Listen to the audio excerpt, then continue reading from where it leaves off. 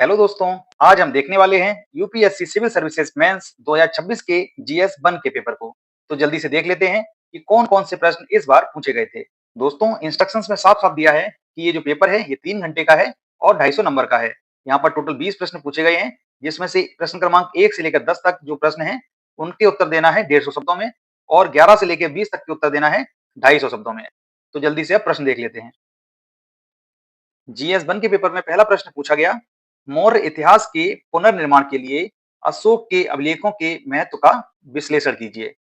दूसरा प्रश्न यहाँ पर पूछा गया, भारत में औपनिवेशिक प्रशासन और शिक्षा पर मैकाले मिनट के प्रभाव की विवेचना कीजिए। तीसरा प्रश्न पूछा गया, गांधीवादी आंदोलनों का महत्व उनके द्वारा संगठित जन समूहों में निहित था, स्पष्ट कीजिए।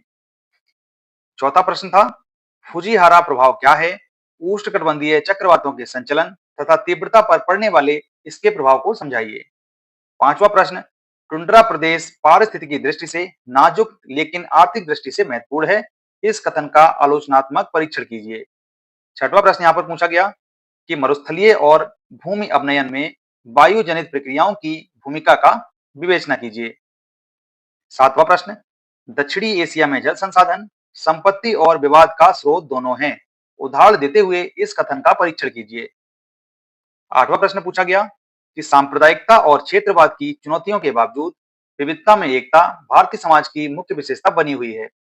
नौवां प्रश्न, अपंगता को आप किस प्रकार समझते हैं, इस विषय में भारत में समावेशी नीतिगत ढांचे की आवश्यकता को सिद्ध कीजिए। 10वां प्रश्न, क्या आप ऐसा सोचते हैं कि अंकीय यानी कि डिजिटल तकनीकी सामाजिक सशक्तता को बढ़ावा देती है, उदाहरणों के साथ में समझाइए।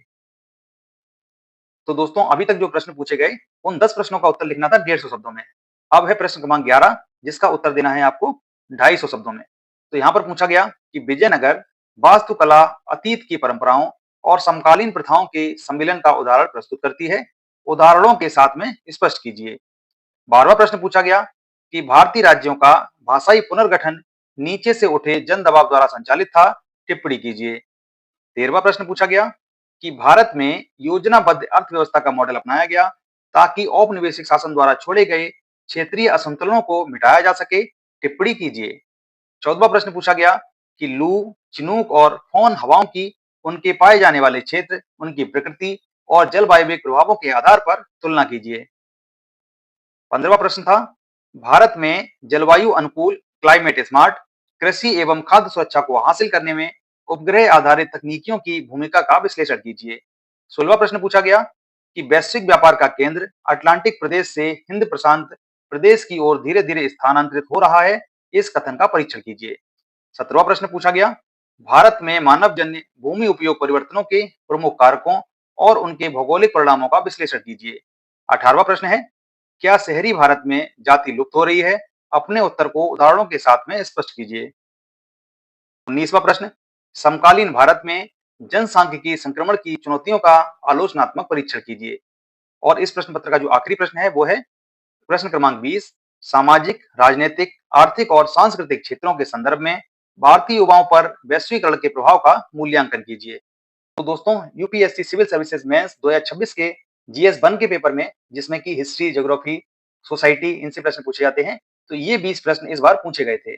पेपर का लेवल कैसा रहा, आप कमेंट बॉक्स में बता सकते हैं कि ये प्रश्न आपको किस स्तर के लग रहे हैं और इसमें से कितने प्रश्न आप अच्छे से अटेम्प्ट कर पाएंगे। तो दोस्तों, मिलेंगे अगले वीडियो में, तब तक के लिए जय हिंद, जय भारत।